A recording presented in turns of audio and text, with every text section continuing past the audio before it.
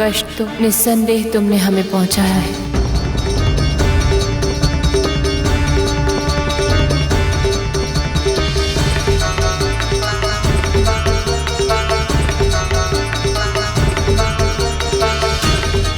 इस महाभोज की सूचना इतनी देर से जो दी तुमने हमें,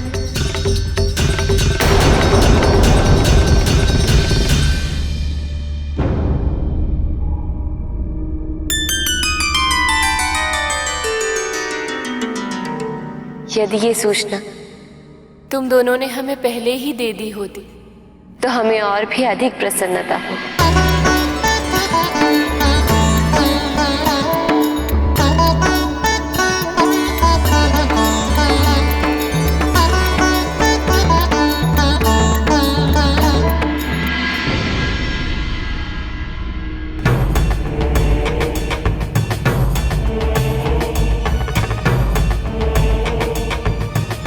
जिस राज्य की आप कल्पना कर रहे हैं रिपुंजय, वो संभव नहीं है।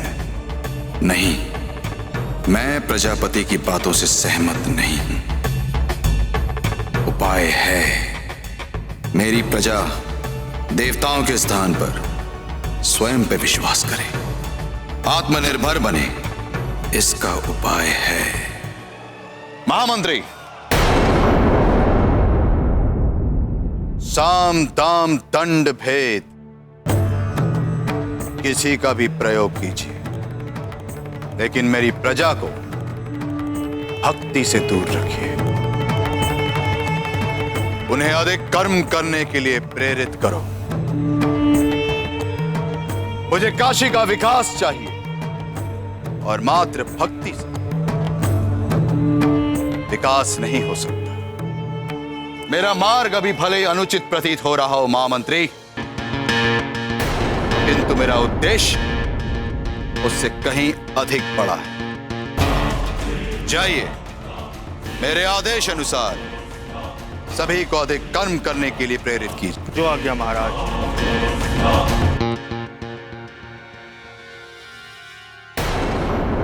कुछ ही समय में मेरी प्रजा भक्ति छोड़ शक्ति से अधिक धन अर्जित कर लेगी और मेरा राज्य सर्वश्रेष्ठ राज्य कहलाएगा।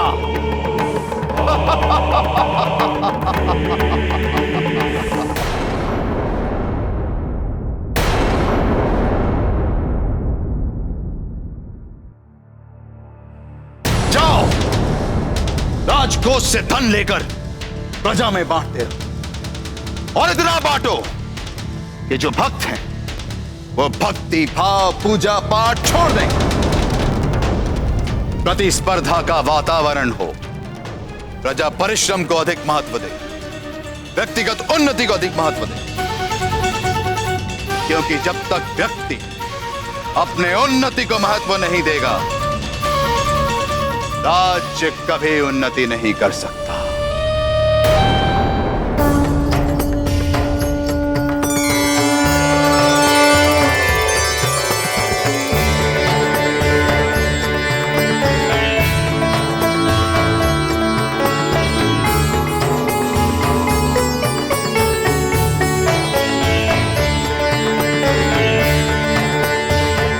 मैंने सोचा प्रभु और माता के आगमन में कुछ समय शेष है, इसलिए आप सभी शिवलिंग का दर्शन करना चाहेंगे। धन्यवाद नंदी, हम सबको यहाँ लाने के लिए।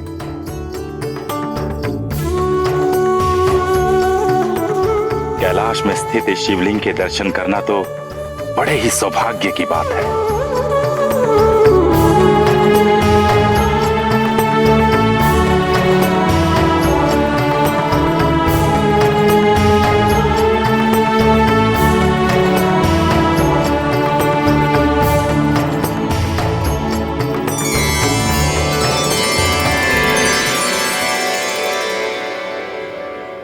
कैलाश की ऊर्जा भी अद्भुत है ना।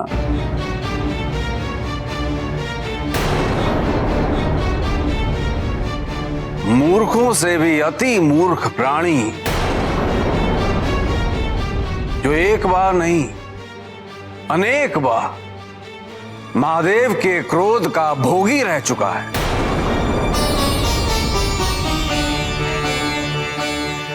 उनमें भी यहां आकर सद्बुद्धि आ जाती।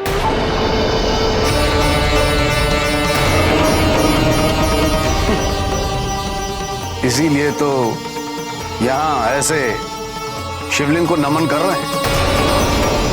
अन्यथा देवताओं के विरुद्ध षड्यंत्रों, देवताओं के साथ युद्ध, और उन युद्धों में देवताओं से, महादेव से, आदि शक्ति से पराजित होने के अतिरिक्त कुछ आता ही कहां है।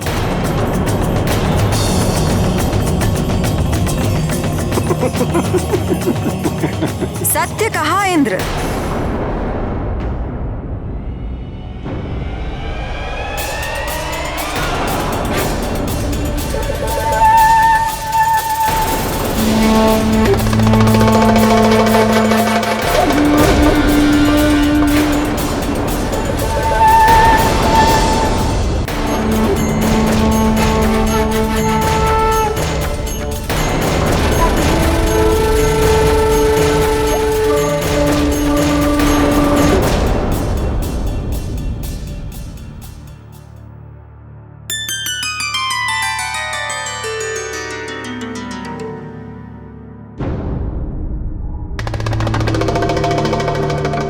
इंद्र सत्य कह रहे हैं, और यह भी कैलाश की अद्भुत ऊर्जा का ही प्रभाव प्रतीत होता है,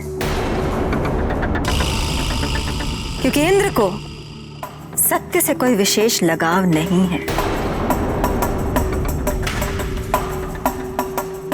विशेषकर तब जब बात दैत्यों के संबंध में हो।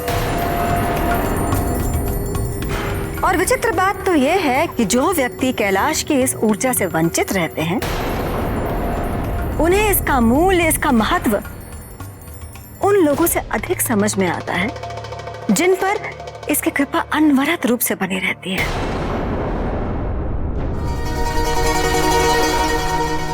जहां तक रहा प्रश्न महादेव के क्रोध का, तो केवल दैत्य ही नहीं, स्वयं देवराज भी कई बार उनके कोप का भाजन बन चुके हैं। स्मरण है ना इंद्र?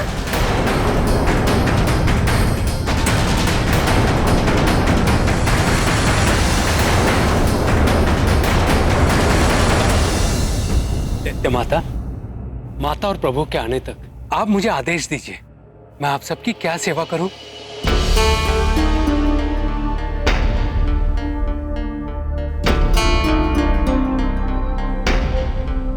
देवराज होने का तुमने अनुचित लाभ उठाया है, किंतु जब तक मैं यहां हूं, अपनी भाषा, अपनी वाणी पर नियंत्रण रखना। यदि दैत्यों में सत्य सुनने का सामर्थ्य नहीं है, वो बाहर निकलते क्यों?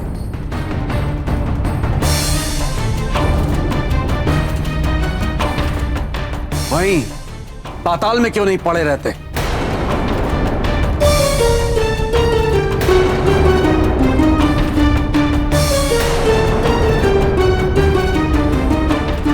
दूसरों के सामर्थ्य, उनकी क्षमता का न्यूनांकलन करने का ही परिणाम था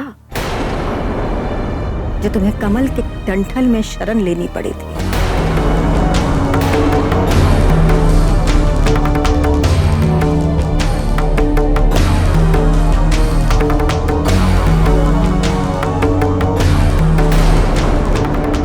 जलंधर से अपनी रक्षा हेतु स्मरण है ना इंद्र?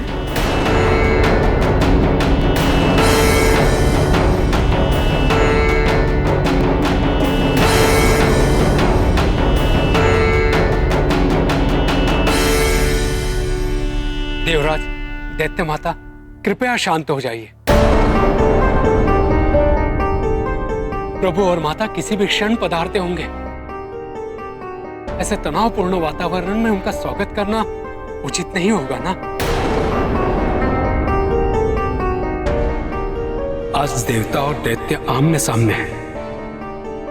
हे प्रभु,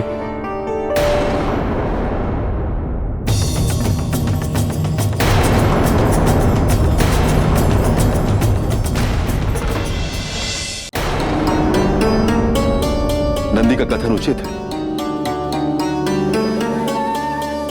माता पार्वती और महादेव के आगमन के समय ऐसी तनावपूर्ण स्थिति उचित नहीं।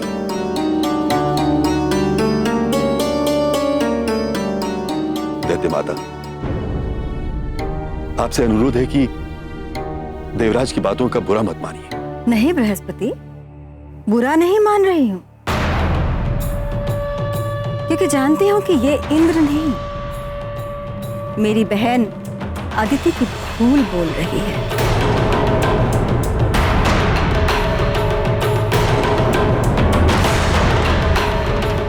यदि बाल्यावस्था में ही उसने इसे अनुशासित किया होता, इसके कान मरोड़ दिए होते,